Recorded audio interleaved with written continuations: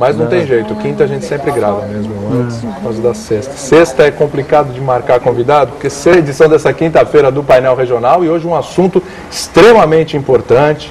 Muita gente nem gosta de discutir a questão da violência doméstica. E a gente vai falar aqui sobre as origens desse problema, a gente vai falar por que os números, geralmente quando a gente vai ver tendências, enfim, estão sempre crescendo os números da violência doméstica.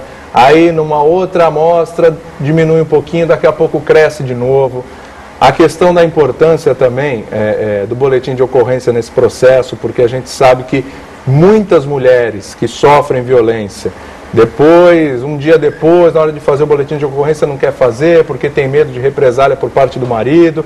E a gente não fala só da relação homem e mulher, tem a violência doméstica com relação aos filhos também.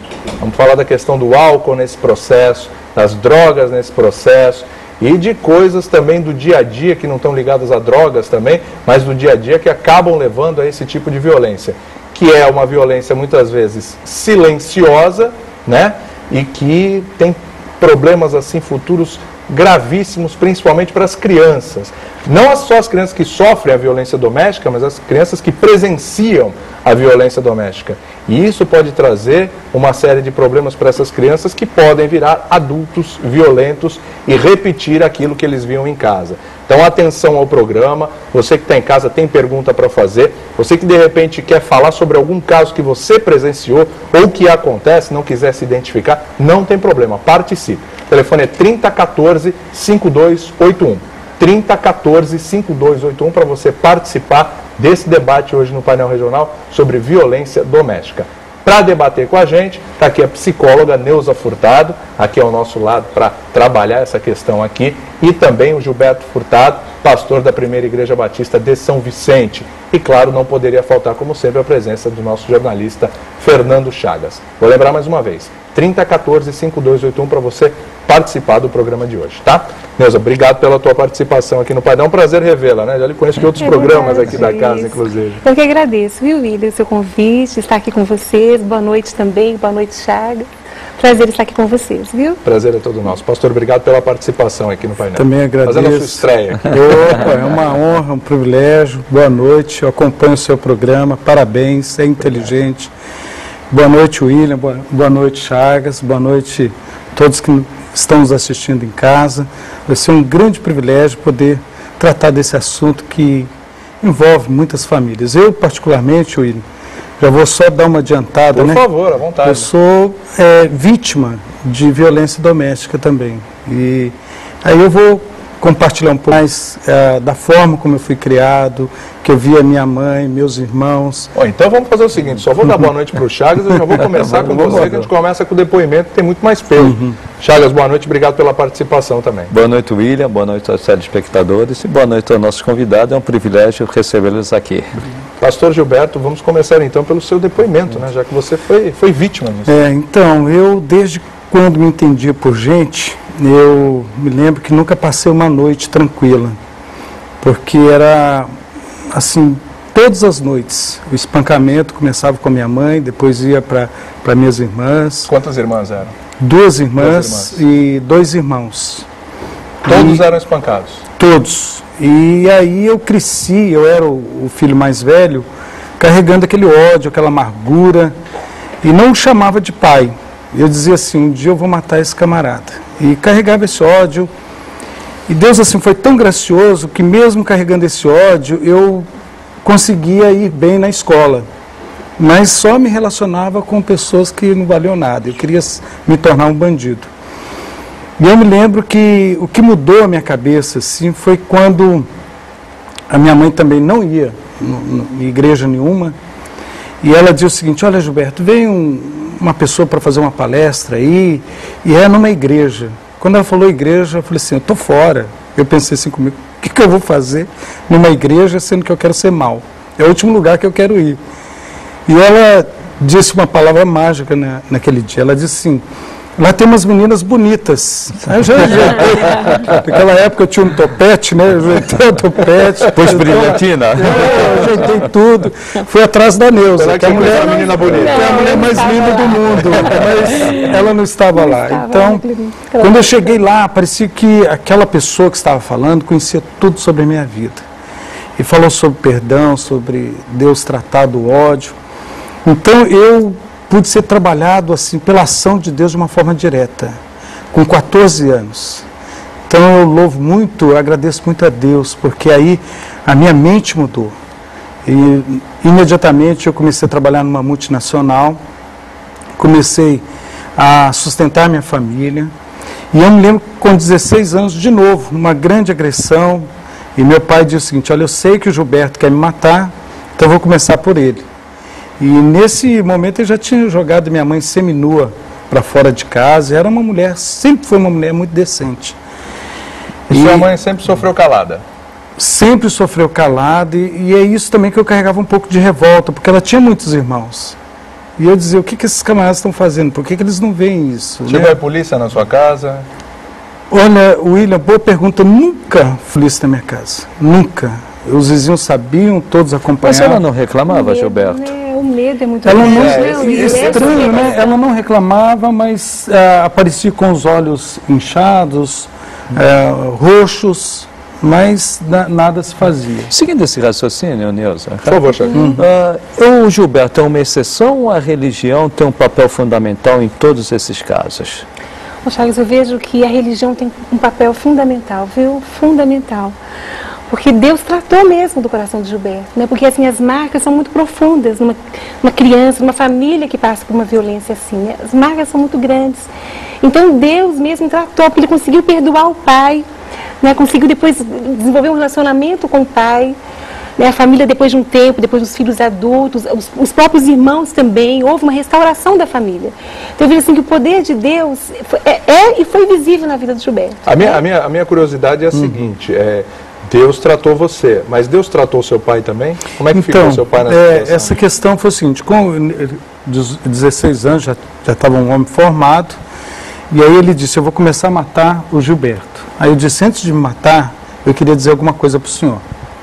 E aí eu disse assim, olha pai, eu sempre sonhei de o senhor pegar pela mão e me levar no Mineirão, que eu fui criado em Belzonte. E me levasse para assistir o jogo do Cruzeiro. Eu seria o cruzeirense mais fanático do mundo. E eu falei para ele, hoje eu sou torcedor do Atlético Mineiro, sofredor, porque o Atlético só faz a alegria dos outros, né? E aí eu falei assim para ele, olha pai, hoje se o senhor me matar, não estará matando apenas o filho, mas um futuro pastor. Que eu já percebi a vocação, ao invés de tirar vidas, que seria primeiro do próprio pai, eu queria agora conquistar vidas. Queria trabalhar com pessoas vitimizadas, pessoas que passaram por essa situação. E aí a sua pergunta foi a seguinte, William. Depois de muito tempo, muitos anos, eu já tomando conta da minha família, sendo ordenado pastor, meu pai foi parar numa UTI, ele me chamou. Eu morava na capital, ele em Belo Horizonte, eu fui até o hospital. E lá ele perguntou, olha, Gilberto, você sabe da minha vida, você tem certeza que Deus perdoa tudo aquilo que eu fiz de errado? Eu disse assim, olha pai, não existe erro maior nesse mundo que seja maior do que a graça de Deus. E ali eu pude ver meu pai restaurando com os meus irmãos, comigo mesmo, com Deus. E assim, vê-lo no caixão, depois de ter falado tanto ódio, né, Deus arrancou isso. Mas eu nunca vi a fisionomia dele tão em paz quando no caixão. Pastor, eu tenho uma pergunta. Aqui na semana passada a gente falou sobre a questão do divórcio. E assim, não é o que Deus quer. Né? Certo. A união, ela tem que ser para a vida inteira. Certo. Mas eu fico imaginando uma mulher que sofre o que a sua mãe sofreu, né? E que infelizmente não é um caso isolado, não é um fato isolado. Mas eu fico imaginando até que ponto uma mulher pode aguentar isso. Nesse caso, o divórcio não é uma solução porque ela corre risco de morte. Então, e aí, como é que fica essa situação, pastor? Então, William, por incrível que pareça, o divórcio não é o ideal. Mas por incrível que pareça, se olharmos bem a Bíblia, Deus permitiu o divórcio. Deus abomina o divórcio, mas permitiu. Por quê? Porque Deus tratava da parte mais fraca. Por exemplo, na época de Moisés, quando foi instituído o divórcio, a mulher ela era repudiada, ela era considerada um objeto. O homem não gostou, desfez. Só que Deus disse assim, tá bom, você está desfazendo, então dê uma carta de repúdio. Para que uma carta de repúdio para alguém que foi repudiado? Para que ela tivesse a oportunidade de se unir a uma outra pessoa e constituir uma nova família. Então, por causa da dureza do coração do homem, Deus permitiu o divórcio. Já no Novo Testamento, por incrível que pareça, William, tinha duas escolas teológicas. Uma mais liberal, porque lá no texto lá de Moisés, fala o seguinte, se você encontrar alguma coisa indecente na mulher, dê a carta de repúdio. Já no Novo Testamento, na época de Jesus... Então o homem poderia se divorciar, a mulher não? Não, porque ela era propriedade. E não significa que a Bíblia é a cultura primitiva, né, da época. Né, é um estudo mais sociológico dos povos e principalmente nessa época do povo judeu. Aí na época de Jesus, duas escolas, Hillel e Shammai. Só que essas duas escolas diziam o seguinte, o que é coisa indecente? Aí vem a interpretação. Tinha uma que era mais liberal e dizia o seguinte, queimou a comida, eu já posso dar carta de repúdio. O outro dizia o seguinte, não, só por traição. Só que o camarada começou a passar a carta de repúdio para todo mundo e começou a fazer uma festa. Aí Jesus disse, não, você só vai divorciar para não casar mais. Porque se você casar, procure a sua esposa. Mas, Neuza, com essa carta de repúdio, a situação da mulher naquela época? Neuza, você responde essa no próximo bloco, tá bom? Tudo bem. Aqui para um rápido intervalo, a gente volta já já para continuar esse assunto importantíssimo aqui no painel regional. E você pode ligar, claro, como sempre, 3014, aliás, para não dizerem que eu sou mentiroso, né, como sempre, quando o programa é ao vivo. 3014-5281, a gente volta já já.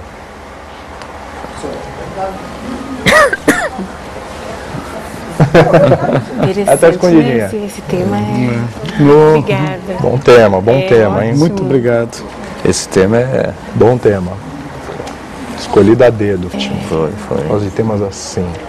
Sabe? Bem atuais. Aquilo que eu te falei, né? bem atual. Aborto, sabe? Essas coisas. Coisas que estão Esse é um tema que acho que você vai ser sempre atual, né? Sempre, porque, como eu falei, os números né? Você oscilam. lembra da pergunta dele mesmo? A gente Sim, repete. né? Ele vai repetir. Legal.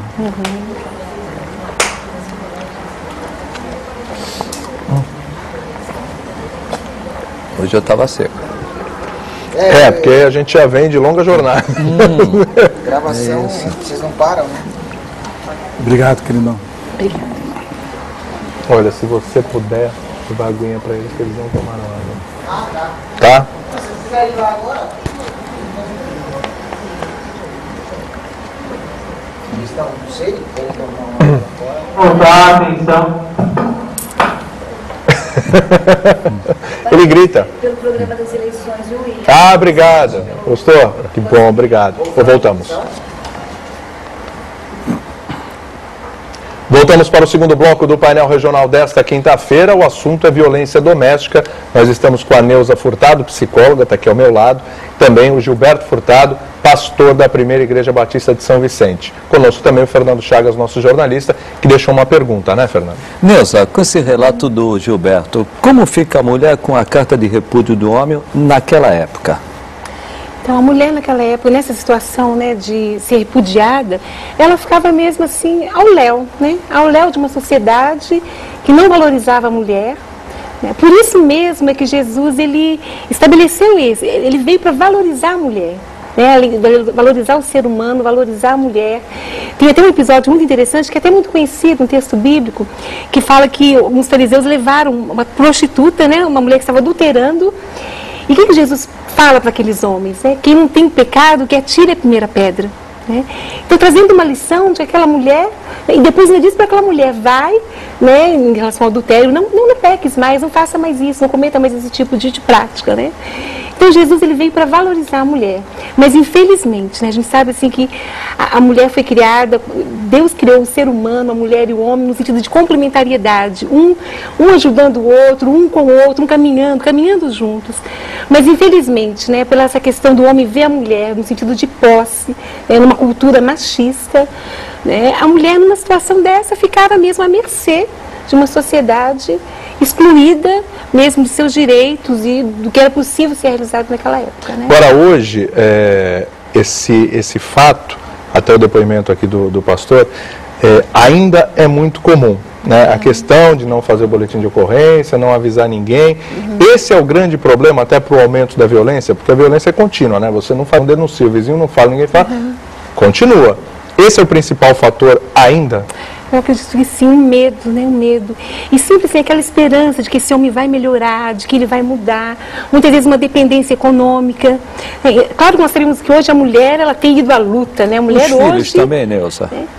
A questão dos filhos também evita que a mulher faça a denúncia? Sim, sim. Muitas vezes aquela preocupação com os filhos, como que vai ser essa questão, e principalmente eu vejo assim que financeira, para a mulher que depende desse homem, desse agressor, né, que muitas vezes depende dele financeiramente, né?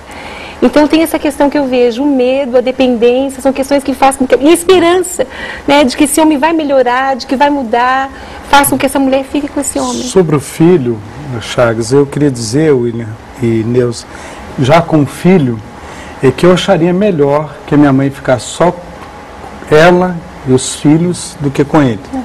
Claro. E assim, quando ela dizia que não separava por nossa conta, aquilo parecia que era um peso para a gente. Exatamente. Porque nós falamos assim, puxa, a nossa mãe está sofrendo e a culpa é nossa. Culpa, né? Então a culpa é que vai pesando. Eles carregavam essa culpa da adolescente, mas principalmente você, né, que era o mais velho. É o mais velho, exatamente. Mas hoje tem uma lei, Maria da Penha, que protege a mulher. Ela tem, o que a gente chama em termos jurídicos, ela tem eficácia? Quer dizer, essa lei pegou? Eu acredito que sim, acredito que sim.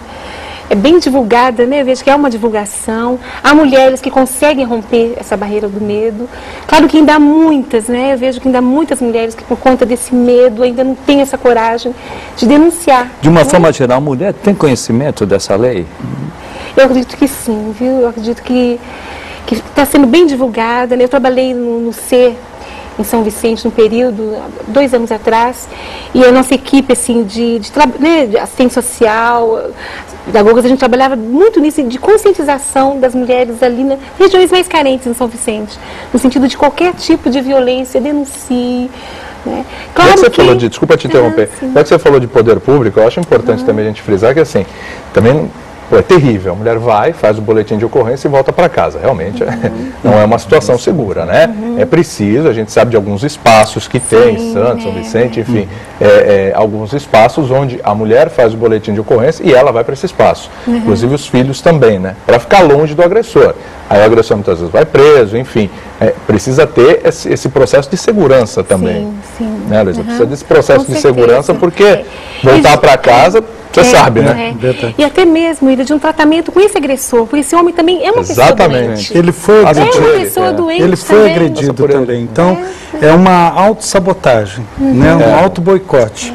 Ele experimentou isso na infância, ele vai repetir.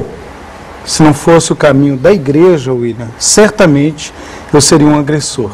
Porque eu fui levantar o histórico familiar, aí eu vi que o bisavô batia na bisavó, o vovô na vovozinha. Ele aprendeu em casa. Aprendeu em casa. Então, hoje, eu me tornei o homem mais apaixonado do mundo. Justamente porque aí eu fui essa mudança radical. É o contramodelo, né? Nós chamamos a psicologia de contramodelo. Porque ele tinha tudo para ser um homem agressor, repetir aquela situação familiar que ele viveu. Mas ele por tratar de Deus mesmo na vida dele, por uma decisão dele. Porque Deus trata quando a pessoa permite ser tratada também. Né? Ele se permitiu ser tratado por Deus, liberar perdão para o Pai. E hoje ele é um contramodelo dessa família. Gilberto, nós falamos aqui da norma legal, a norma legal jurídica. Mas o seu pai, ele teria alguma sanção divina por tudo que ele fez ou ele simplesmente se arrependeu e foi perdoado? Olha, Chagas, essa pergunta sua é tremenda. Pelo seguinte, porque ela vai se aplicar em muitos outros casos. E por incrível que pareça, eu estava conversando recentemente com um jovem que não consegue se perdoar. Eu não sei nem exatamente qual é a dificuldade dele, mas eu acredito que quando nós caímos em nós mesmos, é o cair em si, e vemos tantas besteiras que já fizemos, as nossas falhas, nós chegamos a um ponto de falar o seguinte: não tem mais como, não tem mais perdão para nós. Só que quando nós entendemos o plano de Deus, que quando Jesus veio à Terra, o próprio Deus encarnado, a missão de Jesus foi pegar o fardo que estava sobre mim, sobre você, sobre o William, sobre os nossos queridos amigos que estão nos assistindo, e levou sobre ele. Por isso que o efeito da cruz é muito mais abrangente do que uma pessoa pode imaginar. Eu fico imaginando Jesus tomando sobre ele toda a carga que estava sobre nós. É esse o efeito do sacrifício dele, que seria, por exemplo, alguém que me devesse algo muito grande. E aí eu pedisse emprestado algo dessa pessoa que estava me devendo, ela me empresta, depois ela me cobra. E ela me cobrar, eu digo o seguinte: como é que eu vou pagar alguém que está me devendo muito? E é assim que Deus olha para nós. Ele paga quando nós estamos devendo muito. E Ele pagou com um preço muito caro, que foi o próprio Filho dele. Então, por incrível que pareça, no lado divino, se há um arrependimento verdadeiro, quem vai saber disso é só a pessoa e o próprio Deus. Por incrível que pareça, há perdão. E é por isso que eu estou aqui hoje também como pastor, porque eu carrego a culpa de ser o filho que desejava matar o próprio pai. E depois eu tive uma experiência, William, de entrar no pavilhão 9, no Carandiru, antes de ser desativado, e eu tinha que passar por todas as alas, todos os pavilhões, e os presos ficam soltos. E eu passava ali, e claro, né, às vezes com aquele temor, mas pensando assim: Deus, se não fosse a tua graça, eu estaria aqui. Eu estava ali, com certeza. Eu tenho aqui para um rápido intervalo. Antes o Minuto Saúde, Minuto Multimagem, a gente volta com a participação dos telespectadores e conversar mais sobre essa questão aqui no próximo bloco. Principalmente a gente vai entrar na questão do álcool, das drogas, mas falar também de outros fatores, que a gente fala de violência doméstica, álcool, drogas, mas tem outros fatores também que a gente vai discutir no próximo bloco, já já.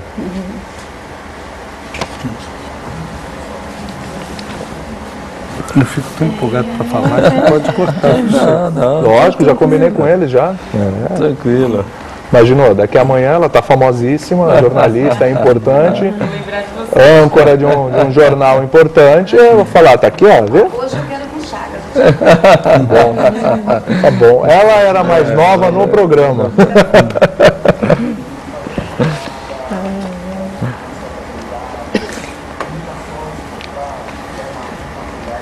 Mas a Bruna foi bem.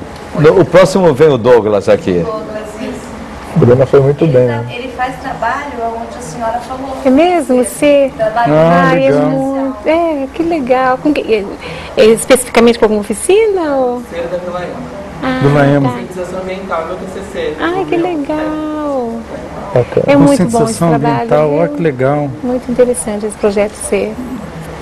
Muito Bacana, tem um bacana. tempão, né? Tem. Olha, 2004, quase com uns 10 anos, se não mais, esse projeto, né? Por aí. Tudo isso. Não, foi pro break. Tem abrangido assim, um fosse. número muito grande de crianças e adolescentes, abrange Muito bacana. Já fiz matéria lá, funciona mesmo. Não é, funciona não é mesmo. aqueles projetos que tem meia dúzia de gato pingado e fazem e valorizam. As Não. crianças vão, tem Bacana um acompanhamento. Foi um tempo muito bom, eu trabalhei lá. Mesmo. Pode abrir Precisa, né? Essas comunidades têm que ter uma assistência, né? Tem. Precisa, porque, Nossa, meu Deus, precisa é uma mesmo. carência muito grande. Muito grande. Eu trabalhava lá naquela área continental, naquela região ali. É na Vila Ema, Vila Ema ali na área continental. Quarentenário Quarentenário no do Rio Branco. Você dá um jeito naquela área continental, né? Prefeito.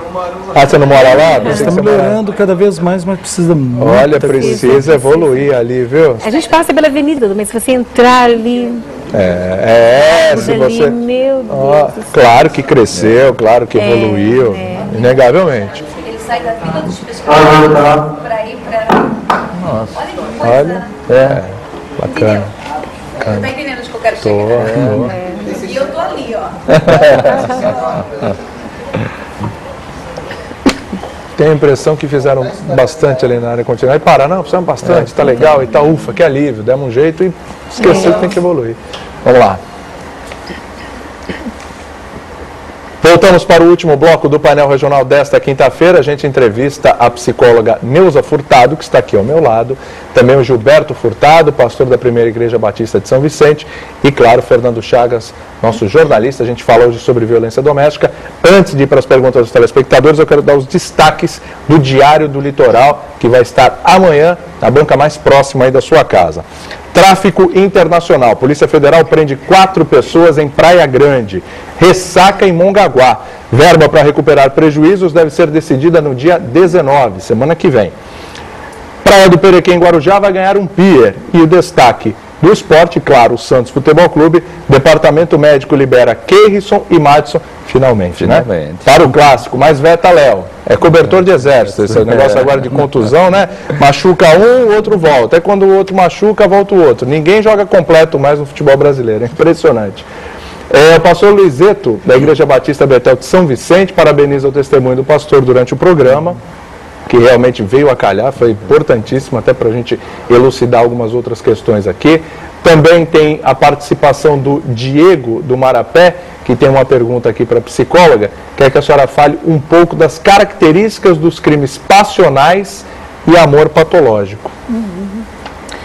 Sim, a questão do amor patológico é assim, bem complicado, porque esses tipos de relações, né, de relacionamentos, de amor e ódio, passa bem por essa questão, né? Então a gente vê assim, a questão dos ciúmes, né? A questão dos ciúmes, assim, de pessoas que têm aquele sentimento de posse. Ela é minha ou ele é meu e ninguém pode olhar, ninguém pode falar, aquele sentido de posse. Passa bem por essa questão também de algo patológico, porque você, assim, tem um pouquinho de ciúmes no sentido, né, de cuidado, é gostoso numa relação, mas quando tem um limite muito tênue, e se passa disso, já fica uma questão de posse, de poder. Leva à violência. Leva à violência, sim, é um dos fatores que desencadeia a violência. Por isso que é muito importante, sabe, William, no relacionamento, quando a moça está começando um relacionamento com um rapaz, no início do relacionamento, observar, sabe, o comportamento do companheiro, os sinais, sabe, olha a roupa que você está vestindo, sabe, aquele excesso de zelo, né, de zelo com roupa, com cuidado. Mas o namoro ele não pode esconder esse lado dele? Sim, mas há os sinais, né? Alguns sinais aparecem. Por exemplo, esse excesso de maquiagem, de roupa, com quem você fala, olha com quem essa saia, sabe? Olha essa saia, volta e troca de roupa. Opa, peraí, né? Estupidez com a própria mãe. Estupidez com a mãe. Às vezes o camarada é carinhoso, né, com a namorada, estúpido com a mãe. Né? Ele vai reproduzir isso também. Então é algo patológico, não é sadio isso, não é sadio, né? E quantas meninas, quantas moças, mulheres entram num relacionamento desse achando que, não, depois que eu casar melhora, né? Desde que depois que eu casar eu ponho esse homem na linha. É uma das maiores barcas furadas que eu já ouvi falar na minha vida. Costumo dizer que a mulher não é vacina. Não é vacina. E nem o homem é vacina para a mulher. Né? E eu costumo dizer que quando casar, piora. Eu já dou logo porque tem que melhorar antes, tem que acertar antes. Então, você imagina você namorando, você não necessariamente convive com a pessoa todo dia. Ou se você a vê todo dia, é um curto espaço de tempo. Se a coisa já é ruim assim, que dirá você convivendo diariamente, né, na mesma casa, enfim. Realmente não há uma perspectiva. O nível de intolerância aumenta. Exatamente. No dia a dia, o estresse no dia a dia, a própria convivência, né? Então são questões que podem desencadear, sim, né, uma violência. E casos históricos na família, né? A questão da repetição mesmo, são casos que acontecem. Isso, né, a gente está falando, eu presencio isso mesmo no meu trabalho, no meu consultório, de casos que, quando a gente vai, como é que foi sua família, como que foi, com uma repetição é algo assim muito presente, sabe, em casos de pessoas que são vítimas desse tipo de abuso de violência. Então, a pessoa é realmente o reflexo da família. Sim. Como uma família interfere no jeito de ser da pessoa, no comportamento, interfere. Apesar que você não foi reflexo da família. Contra-modelo, né? Contra-modelo que eu justifico pela ação de Deus na minha vida. Ação de Deus, com certeza. Ação de Deus, trabalhar de Deus. Agora, o que a gente falou aqui é justamente em cima do questionamento que eu deixei no final do último bloco, né? Não é só questão de drogas e álcool, né? São outros fatores que também, né? Também levam. também. Como a questão mesmo da própria repetição de uma família disfuncional, né? A repetição, porque é o modelo que a pessoa tem, né, de família, quando entra num relacionamento muito parecido, né? O álcool, o próprio estresse, as pessoas estão muito sem paciência, porque assim, você desenvolver um relacionamento saudável, você precisa investir nesse relacionamento, em termos de diálogo, de comunicação, de paciência. E hoje em dia, pelo jeito de viver das pessoas, as pessoas estão muito estressadas, sem tempo para sentar, para conversar, né, para ter um almoço em família. Né, pouquíssimas pessoas hoje em casa, o filho num quarto na TV, o outro no computador no outro, o marido chega, vai ver TV na sala, a mulher está... O homem está voltando para a caverna. O isolamento. O isolamento. Pela experiência que vocês têm na igreja, a questão das drogas, principalmente com jovens, é grande? Muito grande. Eu quero até aqui alertar os pais para que sejam amigos dos seus filhos, abracem os seus filhos, porque quando o pai não abraça, não compreende, tem sempre alguém mal intencionado para abraçá-lo. E as drogas têm devastado as famílias. Eu já vi filho agredindo a própria mãe por conta da necessidade das drogas. É uma coisa absurda.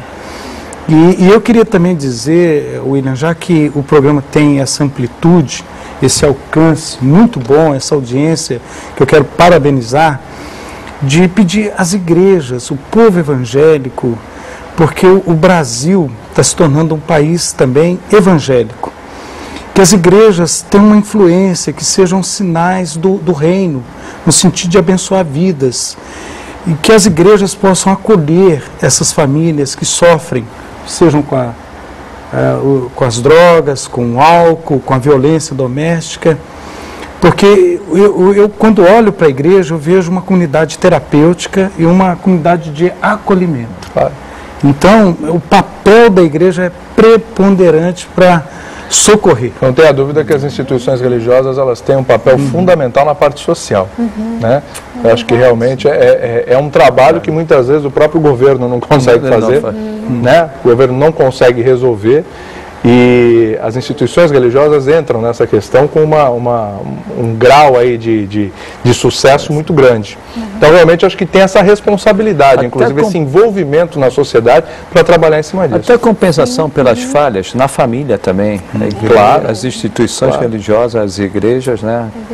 Claro. Viu, William? Isso é importante salientar também que a violência doméstica não passa só pela agressão física, tem a agressão verbal também. É psicológica. Psicológica. Assédio moral. O assédio moral, a forma de falar com a criança.